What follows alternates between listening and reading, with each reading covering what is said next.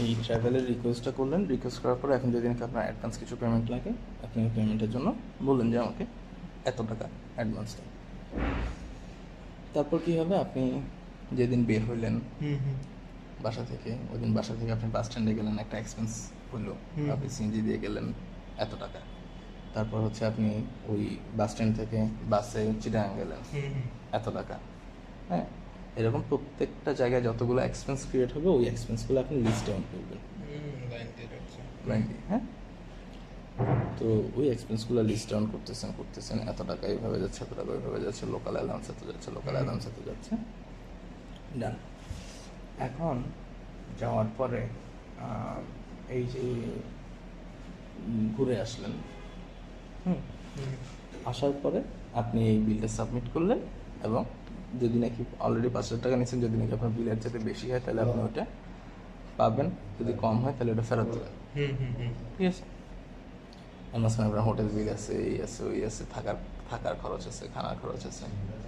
আপনি যদি সকালে আপনি যদি নাকি দুপুর 12টা বাজে রওনা দেন তাহলে আপনি সকালের নাস্তার টাকা পাবেন না। আপনি যদি নাকি দুপুর 4টা বাজে বিকাল 4টা বাজে রওনা দেন তাহলে আপনি সকালের নাস্তা আর লাঞ্চের টাকা পাবেন না।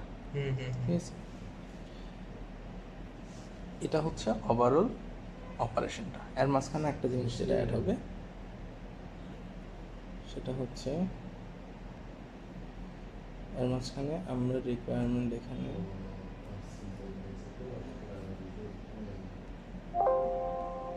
এগুলোতে কাজ করছি। হ্যাঁ এগুলো সব এটাতে কাজ করছি, এটাও আমরা করছি, এই অ্যাপ্রুভালটাতে কাজ করছি আমরা, এটাও করছি, এটা অটোমেটিক আসবে। এটা পর হচ্ছে এগুলা করা যাবে না, এটাও করা যাচ্ছে। এখন আরেকটা জিনিস আসতে হবে, সেটা হচ্ছে আমি টাইম টু টাইম, এই যে আমি বাসা থেকে কটা বাজে বের হচ্ছি, কটা বাজে আমি পৌঁছাইছি কোথায়, বাস স্ট্যান্ডে, এটার জন্য আমার একটা এক্সপেন্স ক্রিয়েট হবে।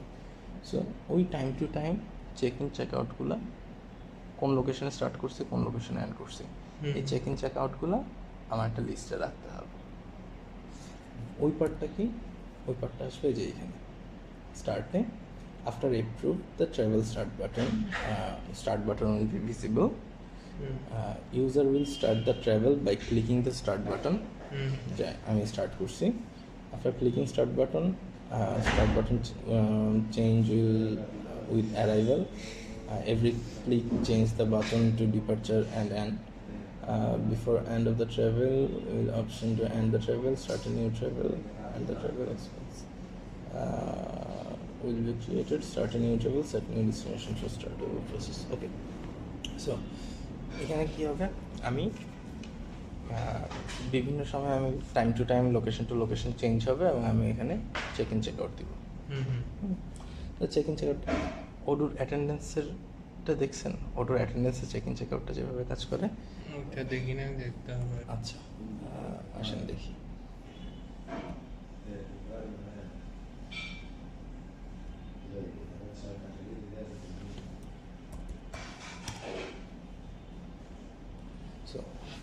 অটোর অ্যাটেন্ডেন্সের চেক ইন চেক আউটটা যেভাবে কাজ করে, যে আপনি বাটন আছে, চেক ইন দিচ্ছেন, আপনার চেক ইন লোকেশনটা কালেক্ট করছে, চেক আউট দিচ্ছেন, চেক আউট লোকেশনটা কালেক্ট করছে। সো আপনার চেক ইন এখানে, চেক আউট এখানে, এটা দেখাচ্ছে। সো এটার ক্ষেত্রে যেটা হবে, এখানে আর একটা অপশন আসবে যে লোকেশন ট্র্যাকিং, কথার কথা লোকেশন ট্র্যাকিং নামে আরেকটা মেনু আসলো। ওই মেনুতে আমার প্রত্যেকবার চেক ইন চেক আউটের লিস্টগুলা, টাইম, এখানে চেক ইন, এখানে চেক আউট, আচ্ছা টাইমগুলো অটোমেটিক চলে আসবে, টাইম, এখানে চেক ইন, এখানে চেক আউট, এখানে ডেসক্রিপশন, কোত্থেকে কী করছি, কী করছি, পারপাস বা রেফারেন্স, যে কোনো কিছু একটা টেক্সট ফিল্ড, এই জিনিসটা আসতে হবে। এখন এটা কি ওইখান থেকে স্টার্ট ইন দেওয়ার পর কি ডাটাগুলো এখানে চলে আসবে নাকি এখানে অ্যাড করবে? এখানে অ্যাড করবে। ও আচ্ছা, মানে লাইনের মতো করে। হ্যাঁ, লাইনের মতো করে অ্যাড করবে। সো যখন চেক ইন দিছে, এটা ধরে রাখছে সেশনটা, চেক আউট দিলে সেশনটা শেষ হয়েছে, তখন চেক আউট দিলে এটা ডিসক্রিপশন ফিল্ড আসলো যে ওকে চেক আউট ডান, কোনো ডিসক্রিপশন দিতে চাও কি না। এইভাবে এখন ধরেন আপনি বাসা থেকে বেরোলেন, বাস স্ট্যান্ডে গেলেন, বাস স্ট্যান্ডে উঠে চেক আউট করে চেক ইন করলেন, চেক আউট করলেন হচ্ছে চিরাং থেকে আপনি চেক আউট করলেন, চিটাং থেকে আবার চেক ইন করলেন, করে আপনি এন মোহাম্মদের অফিসে গেলেন। হুম প্রত্যেকবার আপনি চেক ইন করছেন, এবং প্রত্যেকটা জায়গাতেই কিন্তু আপনার একটা করে ট্রানজ্যাকশন লাগতেছে। কি ট্রানজ্যাকশন লাগতেছে? আপনি বাসা থেকে এখানে গেছেন, আপনার একটা সিএনজি ভাড়া আছে। সো আপনি প্রত্যেকবার যখন নাকি চেক আউট করতেছেন, আপনার ওইখানে একটা অপশান আসলো, অ্যাড ইন এক্সপেন্স, অথবা অলরেডি এক্সপেন্সে আছে কি না, এরকম কিছু একটা। হ্যাঁ, তো এইভাবে আমার এই লিস্টটা ক্রিয়েট হলো। এই লিস্টের উপর বেস করে তারপর এই যে দেখেন, তারিখ ঢাকা টু কুষ্টিয়া এত কিলোমিটার, অ্যামাউন্টটা এইভাবে আসছে, টার্মিনাল অ্যালাউন্স এত, ফুডের জন্য এত টাকা, তার মানে এটা অটোমেটিক চলে আসবে। এই জিনিসগুলো অটোমেটিক আসবে। হ্যাঁ, এই জিনিসগুলো আসার পরে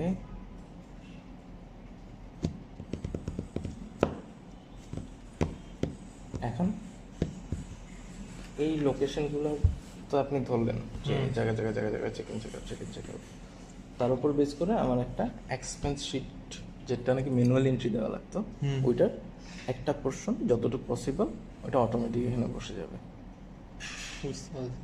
ওই গিয়ে অ্যাটেন্ডেন্সের মধ্যে, হ্যাঁ, ওইখানে অটোমেটিক বসে যাবে। যে ওইটার জন্য যে যে রুলসগুলো থাকবে, কোন রুলসে কোনটা কত টাকা জমবে, কত টাকা এখানে বসবে, ওই জিনিসটা আপনার ডিফাইন করা থাকবে কোথাও না কোথাও। তাহলে আমার কি আসলো,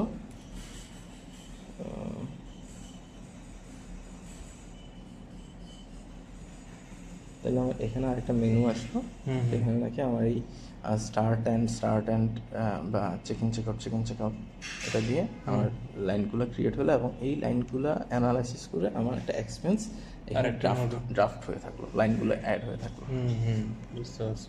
ঠিক আছে, সো এটা একটা জিনিস। এখন এটার মধ্যে কিছু পলিসি আছে,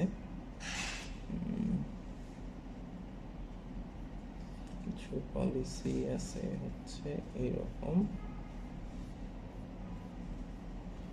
ওদের পলিসি কি, এই যে ওদের পলিসি কি, যেমন ইয়ের উপর বেস করে, wow thank you so much,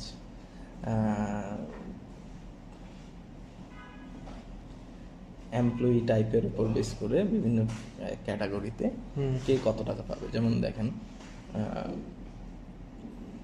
ফুডের ক্ষেত্রে জিএম ওরা যা বিল করবে তাই পাবে, তার মানে ওর জন্য ফুড রেডি থাকবে, হ্যাঁ, এবং হচ্ছে কয় বেলা খাইছে ইউনিটটা দেওয়া থাকবে, অথবা হচ্ছে ওইখানে বিলটা মানে ব্ল্যাঙ্ক থাকবে, ও অ্যামাউন্টটা বসায় নিবে।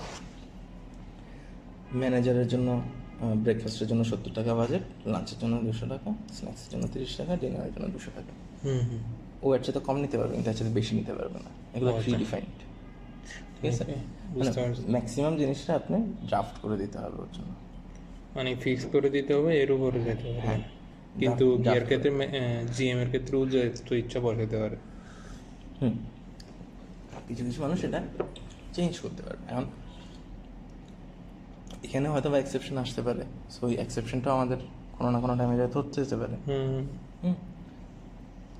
তারপর লোকাল কনভেন্স কি, যদি নাকি duty place at home district and stay at home or relative house, তাহলে ব্রেকফাস্টের জন্য বিল যা আছে তা যেভাবে সাবমিট করবো এভাবে হবে।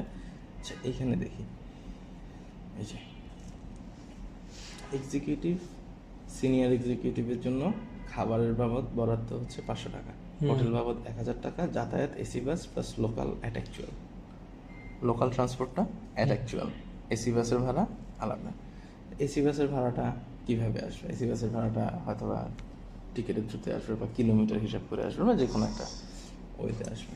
এন্টারটেনমেন্ট গিফট ফ্রি অ্যাপ্রুভাল লাগবে। আচ্ছা, এটা নিয়ে আমার হেডেক নেই, আমার হচ্ছে খাবার, হোটেল, ট্রান্সপোর্টেশন, এটা ট্রাভেলে 3টা জিনিসই মেন, থাকা, খাওয়া আর যাতায়াত। সো এই জিনিস মানে এরকম কিছু পলিসি ধরে আমার ফাইনাল প্রাইসটা ইমপ্যাক্ট করবে। এখন যে ভাই আমি এই প্রাইসিংটা কীভাবে ডিফাইন করবো, কার জন্য কত হবে, ওটার জন্য আমরা যেটা করতে পারি, আমরা ওটার প্রাইস লিস্টটাকে ইউজ করতে পারি, কারণ ওইখানে প্রাইস বসানো যায় পারপাস ওয়াইজ, প্রোডাক্ট ওয়াইজ। হ্যাঁ, সো ওই প্রোডাক্টে তখন আমি ধরে দিব এই এমপ্লয়ি এই প্রাইস লিস্টে আন্ডার করবে, এই এমপ্লয়ি এই প্রাইস লিস্টে আন্ডার করবে। জাস্ট এমপ্লয়িতে প্রাইস লিস্টটা ধরাই দিলেই ওরা অটোমেটিক ওই এক্সপেন্সটা ধরে ফেলতে পারবে। এখন এটা হচ্ছে ওভারঅল রিকোয়ারমেন্ট। হ্যাঁ, তারপরেও আপনি এই দুইটা কপি আপনি আমি দিয়ে দিচ্ছি, আপনি এই দুইটা একটু পড়বেন। যে এটা হচ্ছে পলিসি।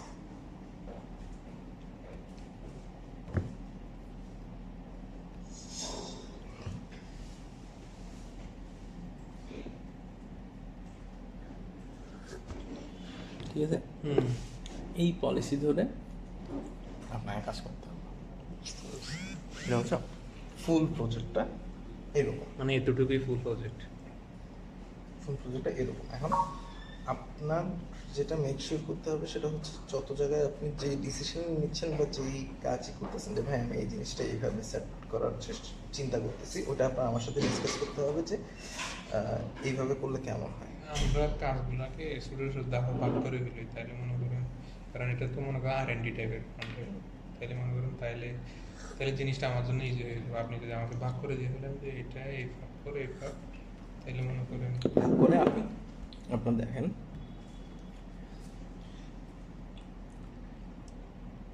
আপনি অলরেডি এটা করছেন, 3টা করে ফেলছেন। এখন আমাদের নেক্সট কাজ হচ্ছে এটা শেষ, এই স্টার্ট দিয়ে আমি বারবার লোকেশনগুলো গ্র্যাব করা, চেক ইন লোকেশন কোথায়, চেক আউট লোকেশন কোথায়, চেক ইন লোকেশন। আচ্ছা, আরেকটা জিনিস হচ্ছে কি, মনে করেন ওই যে স্টার্ট বাটন তো উপরে দেখতেছি, ঠিক আছে, তো check in check out button কি উপরে থাকবে? Check in check out button স্টার্টের পর থেকেই আপনার চেক ইন চেক আউটটা চলে আসবে। মানে বাটনগুলো মানে স্টার্ট যখন দিবে তখন চেক ইন চেক আউটের বাটনও চলে আসবে অটোমেটিক ওইখানে? শুধু চেক ইন আসবে, চেক ইন হলে তারপর চেক আউট আসবে। ও আচ্ছা, চেক ইন হলে চেক আউট আসবে, চেক ইন না হলে চেক আউট করতে আসবে। এটাও ঠিক। তারপর হচ্ছে যখন আরেকটা কি বলছেন, নোটবুকে যেটা অ্যাড করতে বলছেন, ওই যখন আমি এখান থেকে চেক ইন চেক আউট দিব, ওই টাইমটা আমি নোটবুকে অটোমেটিক দেখাবো আর কি, ওইরকম? বুঝতে পারছি। আমি চেক ইন দিছি, আমার এখানে চলে আসছে ওডুর। এটা কেমন কাজ করে, অ্যাটেন্ডেন্সটা অ্যাটেন্ডেন্স সো চেক ইন দিলাম,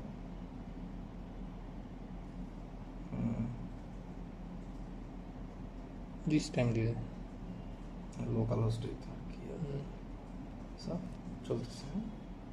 এখন যদি নাকি আমি দেখি রিফ্রেশ দিই, অ্যাডমিনিস্ট্রেটর একটা চলে আসছে, চেক ইন কয়টায়, এতটায়।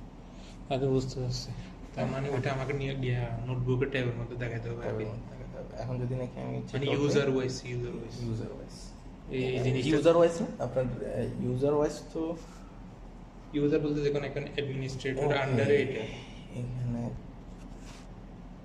ইউজার ওয়াইজ এখানে তো একটা ক্লিক আছে, আমরা তো চিন্তা করতেছি এক এমপ্লয়ি। যেমন এটা সুন্দর আছে, যেমন দেখেন যে দিছে এটা জাস্ট গ্রুপ বাই করে না, এটা তো হচ্ছে আপনার বাইরের একটা লোকেশন, আর আপনি তো ওই স্পেসিফিক ট্রাভেলের এগেনস্টে দিচ্ছেন। তো তাইলে এখানে ইনফরমেশনগুলো মানে মনে করেন চেক ইন চেক আউটের টাইম আসবে, তাহলে কার ইনফরমেশন এটা তো দিতে হবে, মানে কে ট্রাভেল করতেছে ওটা ওর নাম তো আসতে হবে, এমপ্লয়ি নামটা। হ্যাঁ, এমপ্লয়ি, ওইটার কথা বলতেছি আর কি। আচ্ছা, এটা একটা ভালো পয়েন্ট, সেটা হচ্ছে এমপ্লয়িটা কি করবো, কারণ শুধু check in check out time দিলে কার এই জিনিসটা তো বোঝা যাবে না, কার এই জিনিসটা বুঝে যাওয়ার আগে এখানে আপনার ও আচ্ছা, এমনি এটাও তো কথা যে ট্রাভেল ম্যানেজমেন্টটা তো করতেছেনই আপনি একটা এমপ্লয়ির জন্য, এই পার্টিকুলার এমপ্লয়ির জন্যই তো আপনি করতেছেন, হ্যাঁ হ্যাঁ অন্য এমপ্লয়িগুলোর জন্য করতেছেন না। সো এই জায়গাটাতে আসলে তো এই পার্টিকুলার এমপ্লয়িটাই আসবে, আমি যে ইউজার দিয়ে ঢুকছি আমারটাই তো আসবে, অন্য কারোরটা তো আসবে। এটা আচ্ছা, সমস্যা না, করলে তখন ইয়ে হলে আবার চেঞ্জ করতে হবে আর কি। আপনি চেক ইন চেক আউটটা ফার্স্ট একটা ট্যাবে আয় না, এটা ফালান, আচ্ছা, আমি ওইটা state check in check out, তারপর হচ্ছে ওই ইনফরমেশনটা একটা ট্যাবে নিয়ে আসে, এতটুকু করে দিলে আর আপনি সবচেয়ে ভালো হয় এটাকে, হ্যাঁ আপনি এভাবেই করেন, আপনি ফুল থিংটা তো বুঝছেন, ওভারঅল জিনিসটা কই যেতে পারে, বুঝতে পারছি ইউজ কেসটা কি। সো ইউজ কেসটা ধরে আপনি আগাইতে থাকেন, আর আমি তো কন্টিনিউয়াসলি আসি সাথে। এটা হয়ে গেলে তাহলে মনে করেন পরের ধাপে গেলাম এক্সপেন্স যেটা আছে ওটা দেবে না, ওটা তো এটা হয়ে গেলে দেন হচ্ছে পার ওয়াইজ ওইটা ওইরকম করে হলে আস্তে আস্তে শেষ হয়ে যাবে।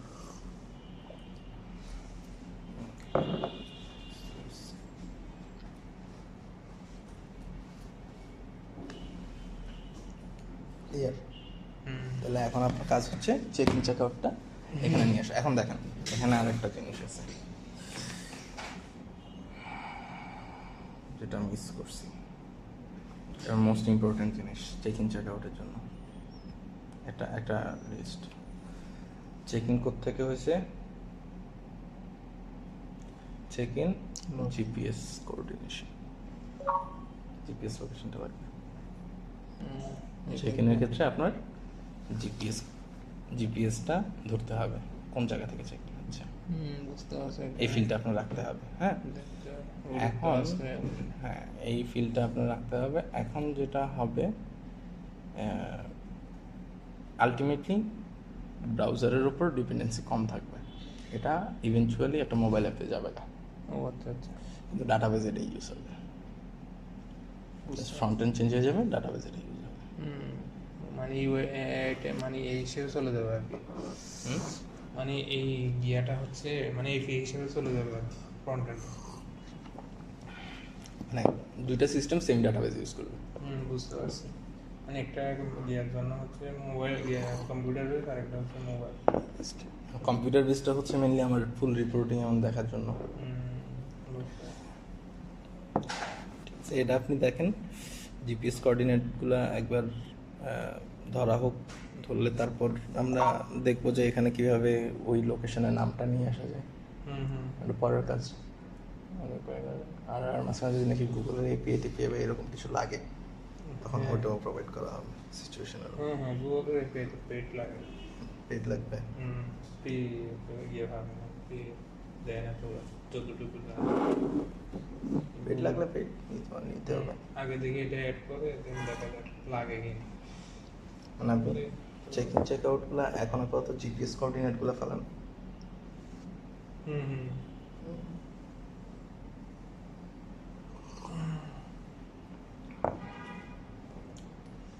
ওকে ওকে,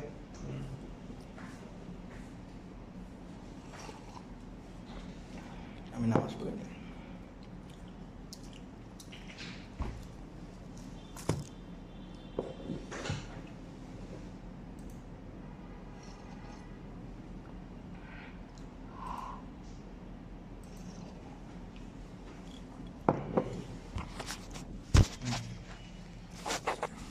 ইয়ে করা হয়নি।